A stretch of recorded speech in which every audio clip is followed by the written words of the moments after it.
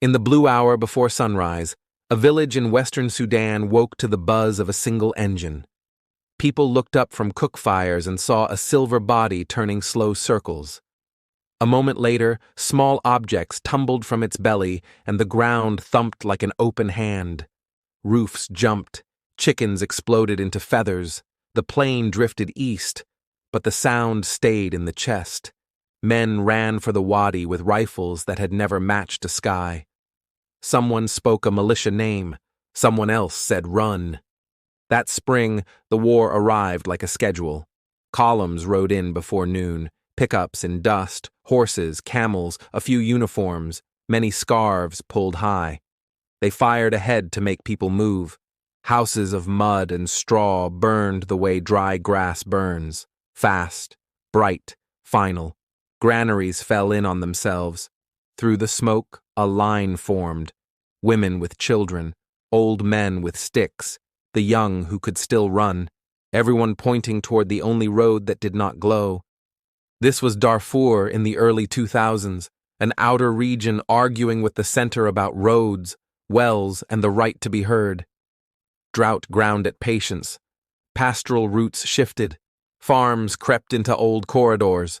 Local disputes hardened. When rebels attacked outposts, they announced what many had felt for years. The periphery was done asking. The state answered with a campaign that treated whole communities as targets. Militias were raised, supplied, and loosed so that villages would vanish with the fighters. Attack days started the same way. A plane or helicopter shook the air. Then gun trucks and riders closed a circle. Doors were kicked in, men pulled out, women screamed names. Fires took to the thatch where roofs catch quickest. Livestock was chased or stolen. Pages from school books and Qurans blew across lanes. The goal was simple: make the place unlivable and the idea of return impossible. Those who ran were pushed toward the next town, big enough to swallow a crowd and small enough to choke on it. On the road north, a convoy of survivors moved like a rumor. Children carried jerry cans with handles cut down to fit small hands. A grandmother tied a cooking pot to her back with a red cloth and walked leaning forward as if the world had tilted. A boy refused to leave a blind goat and dragged the rope until an aunt cut it and carried him instead. By noon, the heat was a weight. By evening, they could see the lights of a camp where 1,000 small facts would decide whether they lived through the week. At the fence, the war changed shape. Registration tents filled with names that began to blur. Aid trucks bounced in with sacks stenciled in languages not spoken here. Women learned which tap ran clearer and when. Children learned the path between the school tent and the latrine without stepping into the open too long. Men learned to bear the boredom of safety and the humiliation of having failed to protect the place they left. Every few nights gunfire sounded beyond the berm where maps showed no enemies at all. White patrol vehicles arrived with flags and radios and not enough fuel. Peacekeepers stood for photographs with elders, promised to check a road, then moved on because their mandate said, observe more than defend. When they did drive the perimeter, women asked for escorts to collect firewood, where stepping away from the crowd could still mean a beating, a rape, a disappearance. Some escorts showed, others did not. The morning after, the clinic line bent longer around the tent. Far from the camps, officials called the conflict complicated and old as sand. In the villages that no longer existed, the map was simpler. This house, that field, this acacia by the well, gone. In towns swollen threefold, streets learned new sounds: diesel at dawn, water cellars knocking on plastic drums, songs spilling from a radio tied to a tree. Everywhere numbers replaced names, households, latrines, cases of fever. Even grief was counted so supplies could be planned. Not all the fighting moved one way. Rebel columns struck outposts, lost ground, then took it again. New factions split from old over leadership and over deals made in hotel rooms far from red earth. Ceasefires were signed, then broke the first time a convoy misread a checkpoint. People inside camps learned not to believe rumors of peace until the next distribution still happened on time. Abroad, capitals argued over words, genocide, war crimes, and what to do if a definition crossed a line. Sanctions landed like pebbles in a metal bucket. A court far away opened files, warrants were printed. Those papers did not stop a single raid.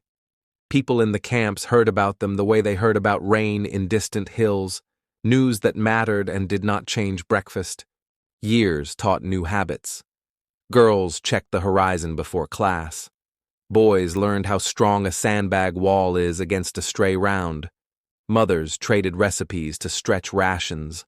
Lentils crushed with a bottle, sorghum ground with a stone, tea boiled long enough to taste like more than water. A child born the year the first huts burned turned 10 inside a rectangle of wire and still knew where her family's farm had been because her mother recited the route to it like a prayer. Sometimes there were returns. A man gathered 3 cousins and a borrowed donkey cart and pushed south to see if the wadi still ran. They found their village in grass, a few knee-high walls, a school foundation, a broken solar lamp. The hand-dug well was half collapsed, but wet at the bottom. They scooped with a gourd and drank, then listened. Wind moved across millet stubble the way it used to. Bullet scars marked the doorway like punctuation too deep to sand away. They slept one night and left at dawn. Other times the war reminded everyone it had not ended. A convoy burned west of a market town. A patrol failed to arrive, and the firewood line stayed inside the berm for a week. New checkpoints appeared with new flags. The terms changed, the pressure did not. Aid groups reviewed security again, then shaved routes until only the essential remained. Water, food, health, protection where possible. The words sounded clean on paper and messy at the gate at dusk when a girl asked if someone could walk her home. A decade in, the landscape kept the record better than any archive. Along Wadis lay rings where tukals had stood. In some places, nothing grew straight because ash changed the soil. In others, green returned and swallowed the memory unless someone pointed and named it. In town, boys kicked a ball in a lot between buildings that had once held grain. When a cloud passed, everyone looked up together. Rain was the only sound that stopped talk. If you stand in that first village again in your mind, before the plane and the riders, you can see small pieces of a life that ought to have stayed small. A blue cup by the door, a patch of onions, a radio with a taped battery. War made big statements and then lived in the details it broke. A burnt pot, a single shoe, a school book closed on a page that asked for the names of rivers. Survivors rebuilt around those details where they could and where they could not. They carried them like a list. The war in Darfur never fit inside a single year. It stretched, shrank, shifted. Announcements were made in capitals. The fire burned or dimmed for reasons that made sense to commanders and none to people at taps and clinic lines. And yet there were choices that held a lid on ruin.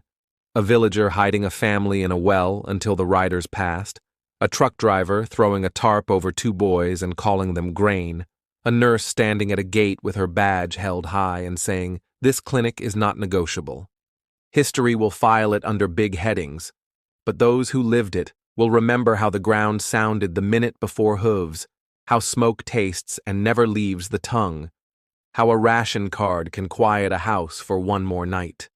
They will remember names of villages that no longer exist and teach them so the places do not die twice. They will also remember the day a borehole finally hit water and the whole camp cheered as if the war itself had been pushed back a foot. Thank you for listening to Last Post History.